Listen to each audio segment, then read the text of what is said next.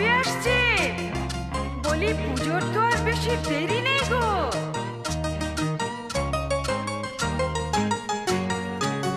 ঠাকুরজি কেমন তোমার ভাই লিখেছে পুজোয় ছুটি নাই, পুজোতে আসবে না বাড়ি।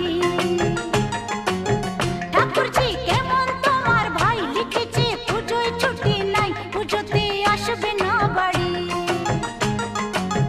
বলো তো লাগে কেমন, বোঝালে বুঝে কি